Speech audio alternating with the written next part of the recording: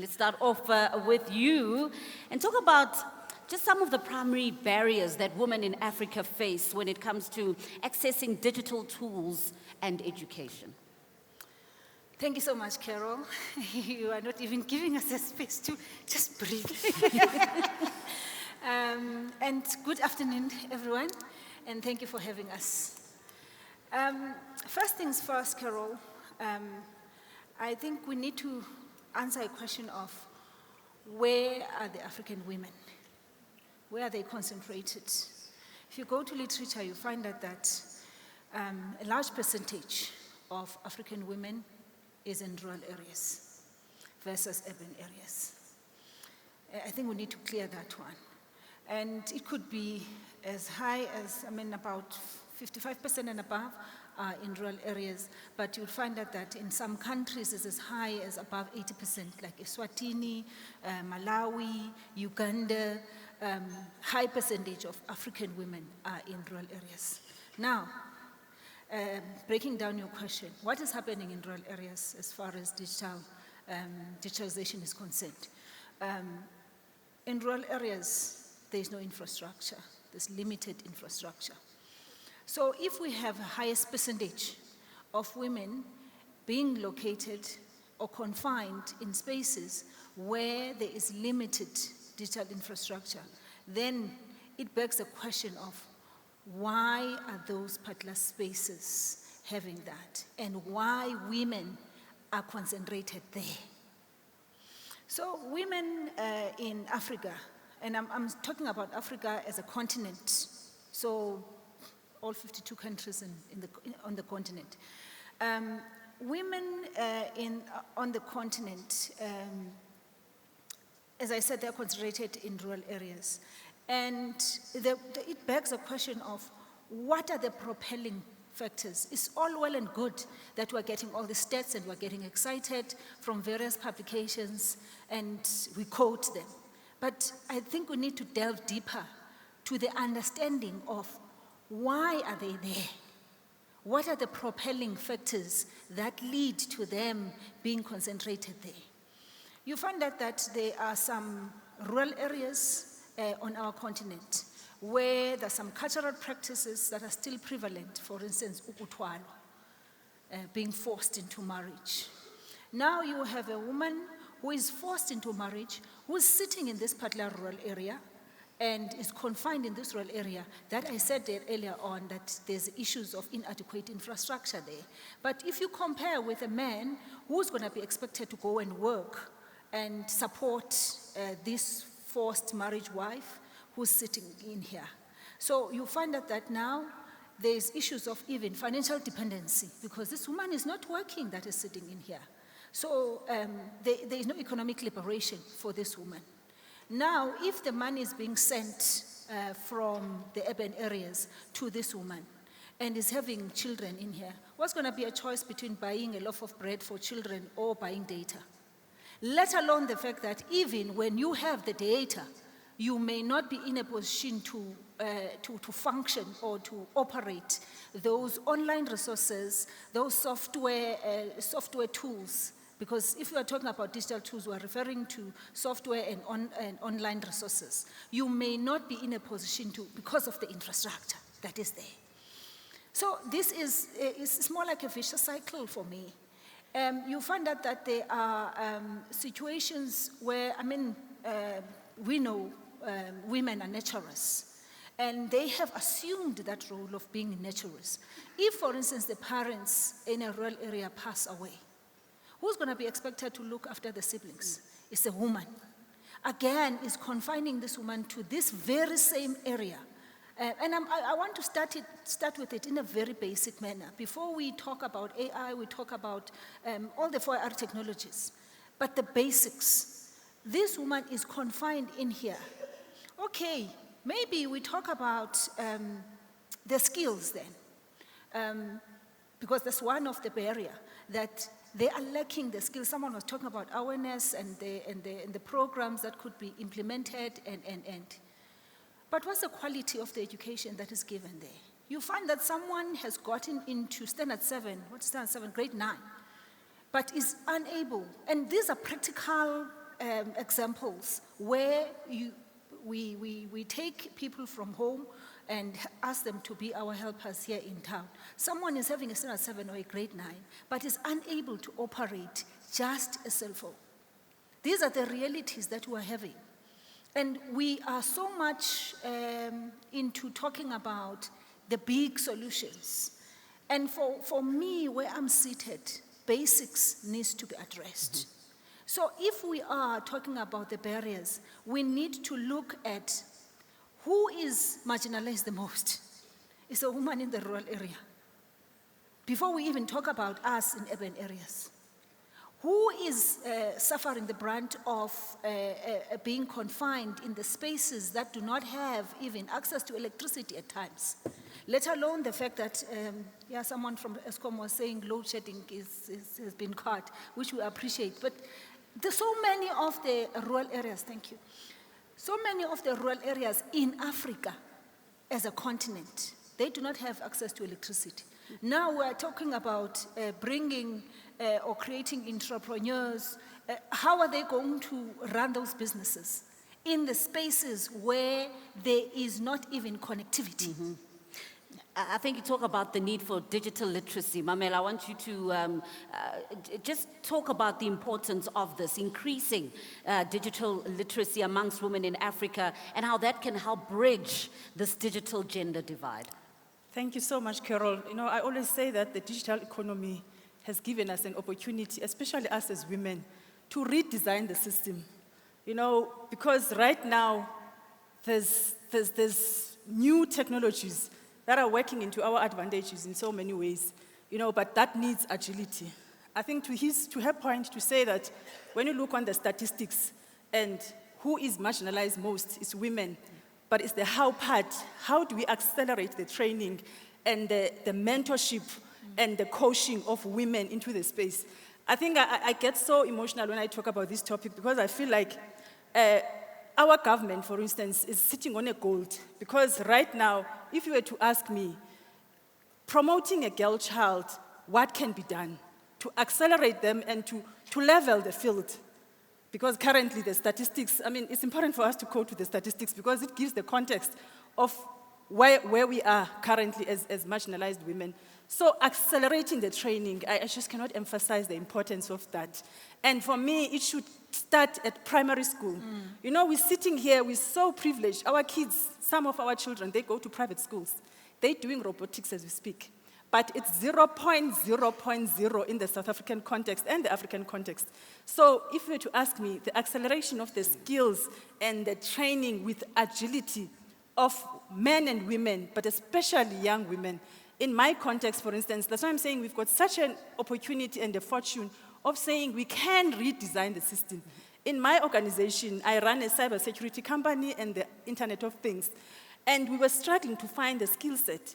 And we just said the penny dropped that this is not rocket science. Why can't we train these young people and upskill them? And we came up with a strategy of saying, let's hire 60-40, 60% being females and 40% being males. And all we needed from these young people was to say they must have the aptitude to learn, the passion for technology, and the matric. Math and science is the bonus.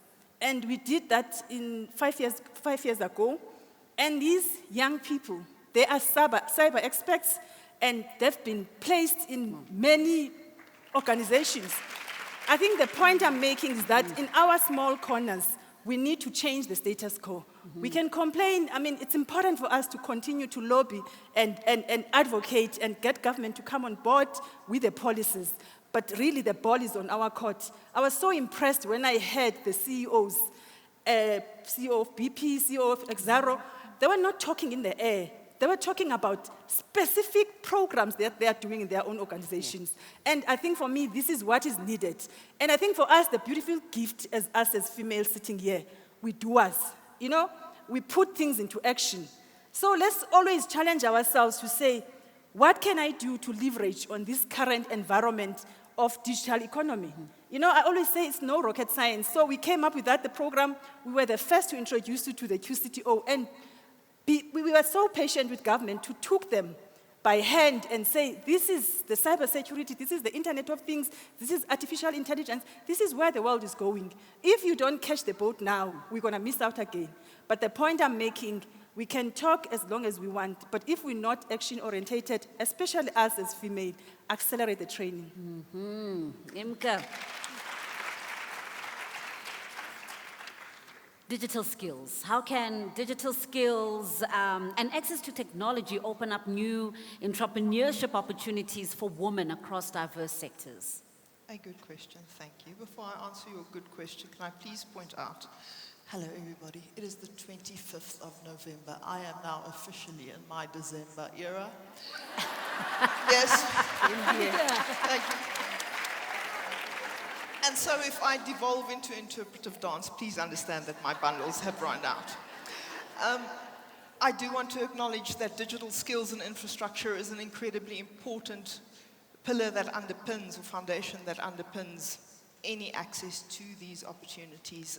But I really think about three main pillars, if you would, in how digital skills and access to tech can provide entrepreneurship opportunities. So the first is around education and information, right? Having the access to different ways of doing things, of being informed around how to improve your business or finding opportunities to do so online.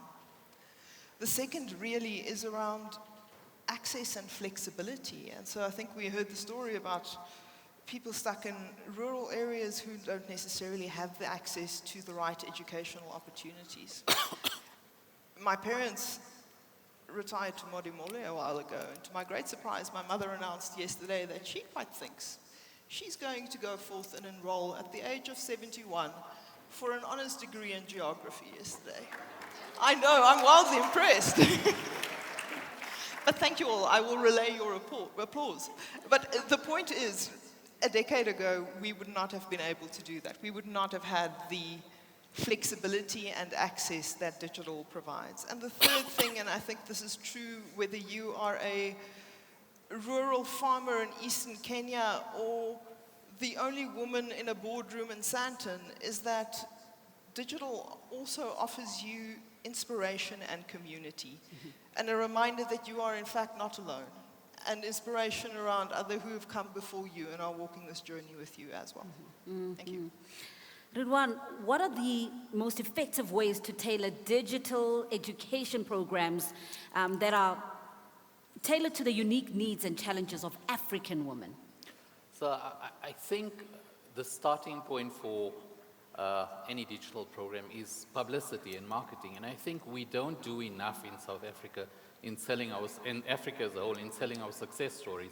There are so many entrepreneurs out there, female entrepreneurs, women entrepreneurs, who've done phenomenally well in the digital space. But from a marketing perspective, we don't have people telling those positive stories. And for me, that's the starting point. Having enough publicity, driving up enough attention to the fact that technology is not just something that seems very technical, very complex, but it's something that's accessible by anyone. In fact, technology is the great leveler. The way Africa is going to catch up with the rest of the world is through technology, and the way women are going to catch up with men is through technology. So driving those positive stories, and setting up role models, that's critical for me. I see so many organizations doing so much good work in the space of encouraging digital literacy, giving women access to things like connectivity, to coding, training, etc. But there's just insufficient publicity around this. And I think the more we sit back and assume that everybody knows that these opportunities are accessible, the bigger the service we do for ourselves. And I speak to so many companies from time to time about all the great things they're doing about empowerment, empowering communities, empowering women. But they speak amongst themselves. They speak in boardrooms. They speak within closed groups. They don't take this message. They don't publicize it on the ground. They don't take it to schools. They don't take it to rural areas where it really matters. And for me, that's the single biggest deterrent to women or to seeing positive development in empowering women in the digital space. Oh yes, oh yes. Kim, how can governments, educational institutions, and private companies really collaborate to provide equitable access to digital tools and to training for women? Such a great topic, Carol. I think there's a lot happening, but I'm not sure we've coordinated it in a very succinct way. I mean, the good doctor here mentioned, that quite a large proportion of our women in Africa reside in rural areas. The number sitting at 190 million women have got no access to internet, and 36% of the African continent doesn't have the infrastructure to even enable that. So we're sitting we're sitting on the back foot before we even started. So when we look at how government organizations, educational, even large corporates can assist here, I think as much as we should be looking to help grow our women entrepreneurs, whether it's micro all the way up to small and medium enterprises to become more digitally able and grow businesses in that space, we've got to understand the environment in which they find themselves. So it's not only about creating opportunities for finance, the ability to teach them the skills, but it's being able for that part of our population across the continent to actually enable them to actually even utilize those skills. Even in large corporates today, we're sitting with a 70-30% split in our IT spaces, where 70% are actually skewed towards male-dominated from a resourcing perspective. And that's talking about in the metro areas. So you can imagine how much worse it is in the rural areas. But I think what's very important, I read quite a good article by Deloitte just a short while ago that spoke to the various initiatives that are actually happening at a government and an organizational level. As much as the World Bank is spending over $36 billion, on growing the infrastructures within the African continent. However, to the doctor's point, is it creating the infrastructure or if it's providing tools? So I think there's a lot more we can do. We've got to look at how we not only transfer the skills, but we really do start thinking about where are our women based, what are the challenges that they have. They may have perfect skill, but they don't necessarily, or the perfect ability to learn the skill, but they don't necessarily have the infrastructure in which to then utilize that. So much we can still do, even though we have a lot of interested parties from across the world looking to invest in Africa in the growth of, to reduce that gender gap and create the connectivity. But I think we've got to focus in the right areas. Mm-hmm. Can we talk about the impact that closing the digital divide has on societal progress? It really has a very positive impact because let's go back to the example of women in rural areas. Let's mimic a situation or do some sort of a simulation to say now everything is well in terms of the infrastructure. They have access as well to the digital tools. That would mean that women who are in rural areas in this case, who are already entrepreneurial, we cannot even question that. Some of us are coming from those particular areas. We know that we've been raised by grandmothers who have been entrepreneurial for years. So if we're talking about entrepreneurship, this is not a new concept. It has been there. But now, when the digital divide has been closed, it means it's opening up access for them to benefit more. Instead of just selling to themselves only there, whatever that, let's take agriculture as an example, whatever that they plow and end up reaping from the ground. But now they have access to sell to bigger corporates, that which they have. And that will be exacerbated and facilitated, by the way, by innovation and digital divide being closed.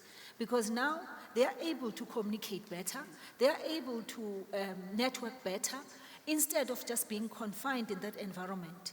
Because, Carol, let's face it, even if we I promote the issue of bringing trainings to them, right? I promote that very well. By the way, I'm working for a university, as you know, and one of the roles of the university, we know, is teaching and learning, is research, is also community engagement, right?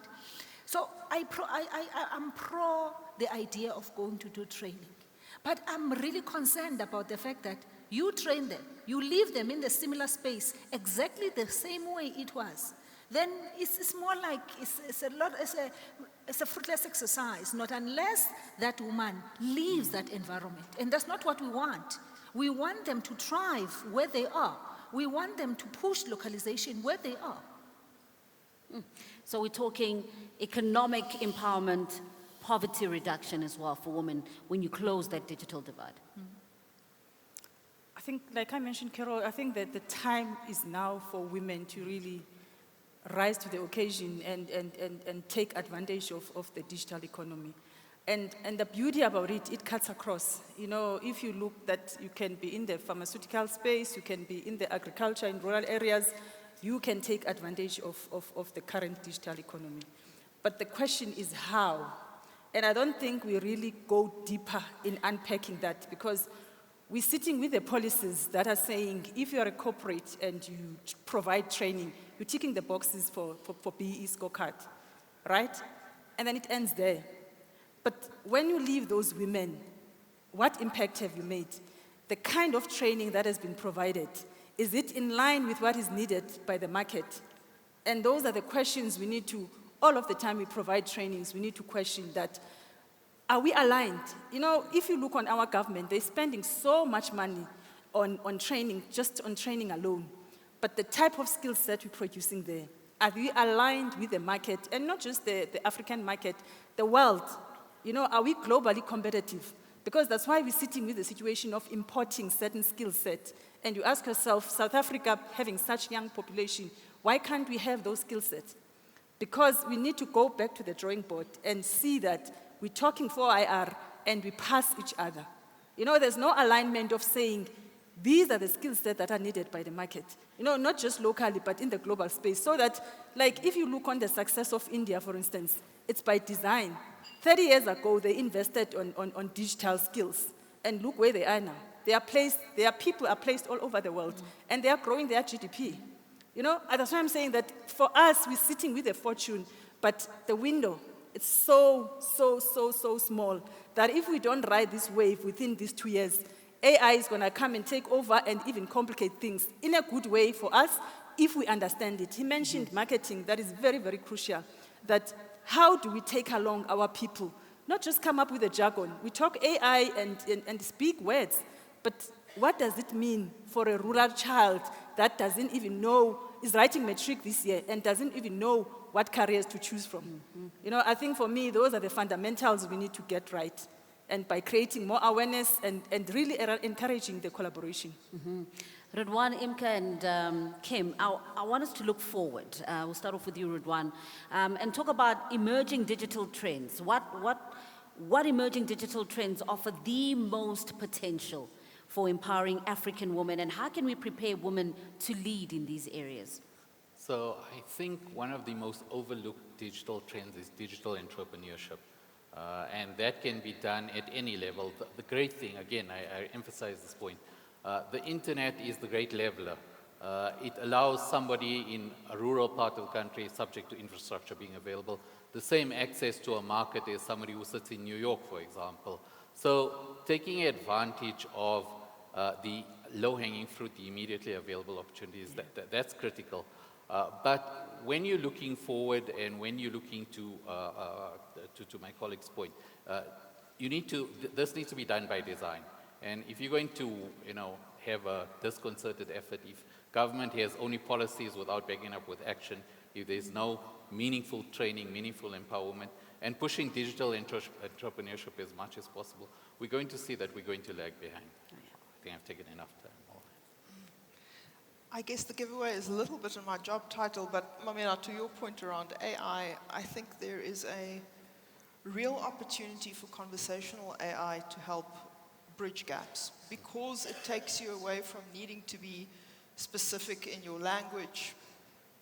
With spoken AI, having to be able to type and spell in English potentially as AI becomes more accessible in more African languages. It removes English as a barrier completely. And so there is an ease of engaging with this technology that overcomes a lot of the skills barriers. I also think that as a supplementer, it helps with, I want to start a business, but actually I have no idea how to do inventory management. Like those elements of just complementing your idea and skill set is something that Jen and I can really contribute. Thank you. Thanks, Carol. I think we've got to sort of acknowledge the fact that over the millennia, women have come up with great ideas. For instance, a woman developed the air conditioner, a woman developed disposable nappies. We look at real life problems and we are able to solve for those that solve in the moment real life issues. And I think this is a great opportunity for us to focus on women tech entrepreneurs. Any idea that is driven around the community, making lives easier, is generally driven by a woman because they spend their lives solving for issues like obtaining food sources, keeping the lights on, finding water. So I think if we focus not necessarily only on things like AI, machine learning, or automation, we actually look at focusing on women tech entrepreneurs and providing access to finance for them, around getting the right digital skills in order to drive those, because you might have a great idea, but you might not be tech savvy. So those skills that allow you to break into the market and the funding that allows you to then, take your business forward by finding capital investors, anything like that, could possibly take us to the next step of creating a better gender equality in the technical space. Wow. Round of applause for our experts. Thank you all so much.